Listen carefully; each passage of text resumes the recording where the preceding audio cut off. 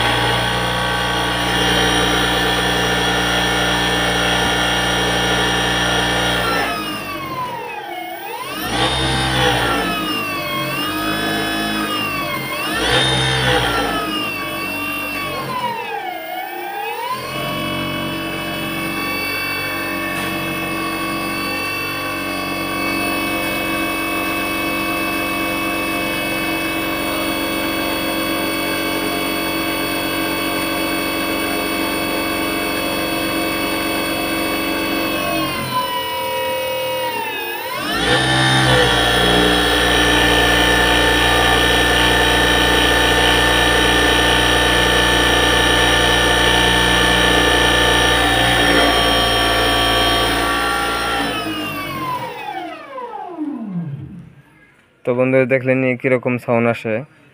তো বন্ধুরা, মোটরটা খুলে নেই। তো বন্ধুরা, না টেনে পুরো ভিডিওটা দেখবেন। আমি একটু মোটরটা খুলে নেই, তারপরে দেখাইতেছি কি সমস্যার কারণে এরকম সাউন্ড আসে। তো বন্ধুরা, দেখতে থাকুন। মোটরটা খুলে নিলাম। তো বন্ধুরা, আমাদের অবশ্যই একটা জিনিস ফলো করতে হবে, যে আমাদের যখন মোটরের ভিতর থেকে সাউন্ড আসে, দেখেন এখানে কিন্তু পাকাটাও ভাঙা রয়েছে। মোটরের বেরিংগুলো যখন আমাদের ভাঙা যায়, তখন কিন্তু এক ফলে দেখা যায় যে আমাদের মোটরটা হিট হয়। ওই হিট হইয়া বেরিংয়ে শেষ করে কিন্তু গিরিজগুলো আমাদের ভিতরে ঢুকে যায়। তো বন্ধুরা, দেখা যায় আমাদের এই জিনিসগুলো আর অনেক আগেই কাজ করানো প্রয়োজনও হয়। গাড়িওয়ালা ভাইয়েরা কিন্তু আসলে যে পর্যন্ত মাল চলে সে পর্যন্ত কিন্তু চালাইতেই থাকে। যখন দেখে যে আসলেই এই সাউন্ডটা অতিরিক্ত আসতেছে, তো বন্ধুরা দেখেন ফ্যানটা কেমন করে ভাঙতেছে। তো বন্ধুরা, একদম ভেঙে গেছে। কারণ আমাদের যখন মোটরে অতিরিক্ত সাউন্ড আসে, মানে গাড়ি চালাইতে পারে না, ওই সময় কিন্তু আমাদের কাছে নিয়ে আসে। আসলে এই কাজগুলা কিন্তু প্রথম অবস্থায় করলে সহজেই কিন্তু কাজগুলা হয়ে যায়। কারণ এইরকমও সময় কিছু কিছু লোক গাড়ির মোটরগুলা নিয়ে আসে, তখন দেখা যায় আমাদের মোটরগুলা অনেক খারাপ অবস্থা। এর জন্য আমরা যদি কখনো মোটরে অনেক সাউন্ড পাই, ভিতর থেকে শব্দ আসে, সেক্ষেত্রে আমরা দেরি না করে অবশ্যই মোটরটা খুলে নেব। দেখেন গ্রিজ কিন্তু দেখা যাইতেছে, অবশ্যই কিন্তু আমাদের মোটরের ভিতরে গ্রিজ প্রবেশ করছে। তো বন্ধুরা, যখনকা আমাদের এই মোটরের ভিতরে গ্রিজগুলা ঢোকে, বেরিংগুলা ভাঙা যায়, তখন কিন্তু আমরা সবার আগে মোটরটা খুলে নেই। তারপরে আমরা দেখব যে ভিতরে কি সমস্যা। কারণ আমি শিওর ভিতরে বেরিং ভাঙছে, তো গ্রিজও ঢুকছে। পরাই মোটর দেখা যায় বেরিং ভাঙার পর গ্রিজটা ভিতরে ঢুকে যায়, অনেকগুলা লোডার নষ্ট হয়ে যায়, লোডার টাল হয়ে যায়। সেগুলা কিন্তু আমরা খোলার পরই শিওর হইতে পারবো যে কোনটা চালানো যাবে কোনটা যাবে না। এর জন্য বলি, যদি মোটরে কোনো শব্দ পান তাহলে অবশ্যই কোনো চিন্তা না করে মোটরটা খুলে নেবেন। তো বন্ধুরা, খোলার আগে অবশ্যই আপনারা মোটরের মাথাটাও চেক দিয়ে নেবেন। প্রিমিয়াম ভাঙা থাকলে যদি পুরো মোটর খোলেন, সেক্ষেত্রে কিন্তু আপনাদের কাজগুলা কঠিন হয়ে যাবে। এর জন্য বলি, মোটর খুলবেন, হ্যাঁ কনফার্ম হইয়া। আমি যেরকম মাথাটা খুলছি, খোলার পরও মোটর সাউন্ড পাইছি, আমি শিওর ভিতরে গ্রিজ ঢুকছে, বেরিং ভেঙে গেছে, এর জন্য মোটরটা খুলে নিলাম। তো বন্ধুরা, আপনারা অবশ্যই এরকম লক্ষ্য করে অবশ্যই আপনারা আগে বুঝবেন যে কোনটা সমস্যা। দেখেন গ্রিজে ভর্তি হয়ে গেছে। অবশ্যই কোন সমস্যাটা সেটা ভালো মতো বুঝা তারপরে কিন্তু খুলবেন। দেখেন, এটা খুলে দেখাইতেছি।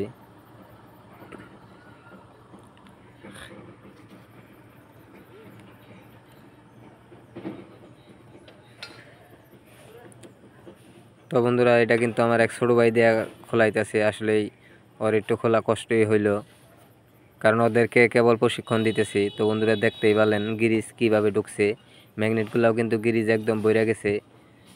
তো বন্ধুরা দেখেন এরকম গিরিজ ডুইকা দেখতেই পারতেছেন কি অবস্থা হয়ে গেছে। দেখেন বেরিংটাও কিন্তু একদম ভিতরে যাইতাছে আইতাছে ফ্রিতে।